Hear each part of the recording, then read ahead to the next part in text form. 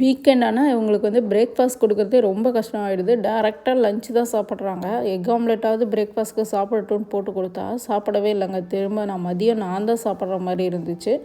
இங்கே பார்த்தீங்களா, எங்கள் சின்ன ஆள் அப்படியே சோஃபாலேயே படுத்து தூங்கிட்டு இருக்காரு.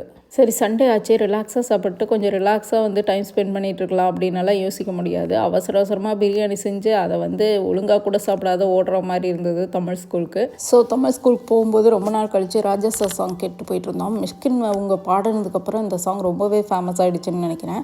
ஏன்னா இப்போ அடிக்கடி வந்து கேட்குற மாதிரி இருக்குது.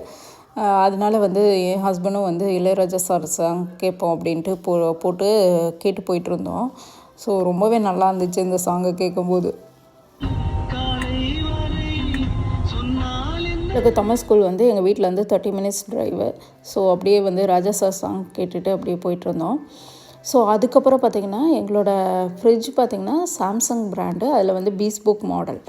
அதில் வந்து ரொம்ப நாளாக வந்து ஒயிட் பேனல் வந்து வச்சுருந்தோம். இது வந்து ஃப்ரிட்ஜ் வாங்கும்போதே எங்களுக்கு வந்து இன்னொரு பேனல் கொடுக்குறேன்னாங்க. ஸோ ஓகே, அப்போவே ஆர்டர் போட்டாச்சு.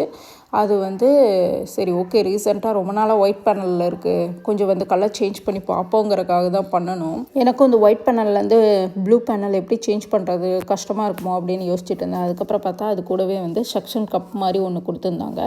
அதை வச்சு நல்லா புல் பண்ணுறதுக்கு ஈஸியாக தான் இருந்தது. ஸோ ஈஸியாக சேஞ்ச் பண்ணியாச்சு. அதுக்கப்புறம் எனக்கு பார்த்திங்கன்னா அந்த ஒயிட் கலர் தான் ரொம்ப பிடிச்சிது. இதை விட இப்போ இருக்க ப்ரெசன்ட் கலரை விட அந்த ஒயிட் கலர் எனக்கு இன்னுமே நல்லா இருந்த மாதிரி இருந்தது.